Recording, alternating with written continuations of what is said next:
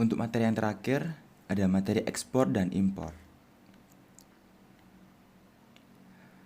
Ekspor adalah proses transportasi barang, komoditas dari suatu negara ke negara lain secara legal, umumnya dalam proses perdagangan. Proses ekspor pada umumnya adalah tindakan untuk mengeluarkan barang atau komoditas dari dalam negeri untuk memasukkannya ke negara lain. Impor, dalam artian sempit, impor adalah kegiatan memasukkan atau mendatangkan barang dan jasa dari luar negeri secara umum. Impor adalah proses transportasi barang atau komoditas dari suatu negara ke negara lain secara legal, umumnya dalam proses perdagangan. Manfaat ekspor dan impor. Yang pertama, menambah devisa negara. Yang kedua, memperluas lapangan kerja. 3. Terciptanya harga yang stabil. 4. Memperoleh barang yang tidak dapat diproduksi di negeri sendiri. 5. Transfer teknologi modern. 6. Memperluas pasar dan menambah keuntungan. 7. Memperoleh keuntungan dari spesialisasi. Alur kargo domestik. Pertama, akan melewati shipper pengirim dan diteruskan ke kargo agent, yang dimana nantinya setelah diurus akan masuk ke dalam warehouse. Dan untuk menunggu waktu dimana akan dikirim melalui pesawat, saat telah sampai maka akan kembali ke gudang penyimpanan sampai pada pengambilan pada kargo agent dan akan sampai di pada penerima. Yang dimana perbedaan dari kargo domestik dan kargo internasional dibedakan pada saat pengenaan bea cukai.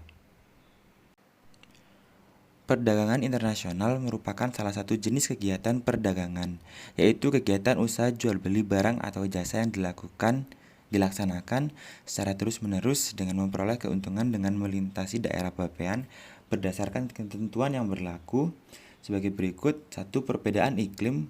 2. Perbedaan SDM sumber daya manusia. 3. Perbedaan SDA sumber daya alam. 4. Kesamaan selera. 5. Kerjasama atau diplomatik. 6. Globalisasi. Adapun produk ekspor dan impor. Produk ekspor dari Indonesia: 1. Hasil pertanian. 2. Hasil hutan. 3. Hasil perikanan. 4. Hasil pertambangan. 5. Hasil industri. 6. Jasa. Barang yang diimpor ke Indonesia: 1. Beras. 2. Daging. 3. Besi. 4. Baja. 5. Kain. 6. Alat elektronik. 7. Kendaraan bermotor. 8. Sepeda. 9. Alat transportasi lainnya. Syarat melakukan kegiatan ekspor dan impor. Untuk kegiatan impor, yang pertama, memenuhi prosedur yang telah ditentukan. Yang kedua, memiliki izin impor. Untuk ekspor sendiri, yang pertama, memiliki izin ekspor. Yang kedua, mendapatkan izin usaha dari atau teknis lembaga pemerintah. Ketiga, memiliki surat izin usaha perdagangan. Faktor pendorong kegiatan ekspor dan impor: 1.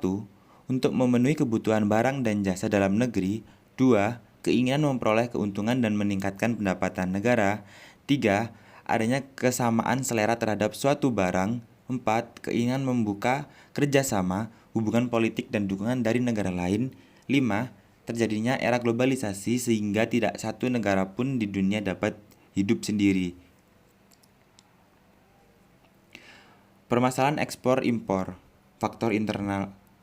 Persiapan teknis. 2.